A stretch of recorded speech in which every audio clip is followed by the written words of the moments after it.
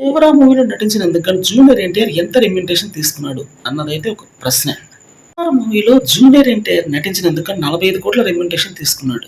దాని తర్వాత వచ్చినటువంటి ఈ మూవీ అంత భారీ హైప్ తో వచ్చిన మాట వాస్తవం. తర్వాత 3 సంవత్సరాల తర్వాత రాబోతున్నటువంటి ఈ మూవీ మీద ఎంత భారీ హైప్స్ ఉన్నాయో ప్రత్యేకంగా చెప్పాల్సిన పని లేదు. కానీ ఈ మూవీకి గాను 60 కోట్లు ఫస్ట్ పార్ట్ తీసుకున్నట్టు తెలుస్తుంది.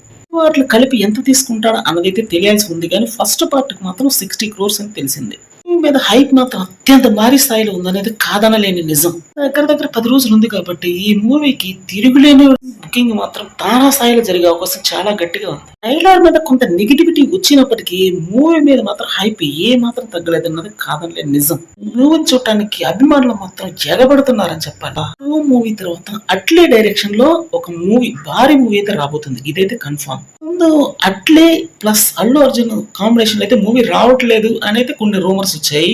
ఓవర్టేక్ చేసి సరికొత్తగా మాత్రం ఇక కొత్త రూమర్ వచ్చింది. ఇది రూమర్ అయితే కాదు, నిజమని చెప్పుకోవాల్సి ఉంటుంది. నిర్మాణ సంస్థలు 2 ఈ మూవీని అయితే ఖచ్చితంగా తీస్తాయని మాత్రం తెలుస్తుంది. అట్లే 1000 కోట్లు అవలేలుగా రాబడతాడు అన్నదైతే కాదనిలేని నిజం. ఇప్పుడు అల్లు అర్జున్ తో ఈ మూవీ అయితే కన్ఫర్మ్ అయ్యే అవకాశం చాలా 99% ఎక్కువగా ఉన్నాయి. మూవీ అనౌన్స్మెంట్ అతి త్వరలో రాబోతుంది. ప్రాజెక్ట్ మాత్రం ఖచ్చితంగా కన్ఫర్మ్ అయితే మాత్రం మరో బ్లాక్ బస్టర్ గ్యారంటీ అనే చెప్పాలి. ఎందుకంటే అట్లే విజన్ ఏ విధంగా ఉంటుందో మనకు తెలియదు కాదు.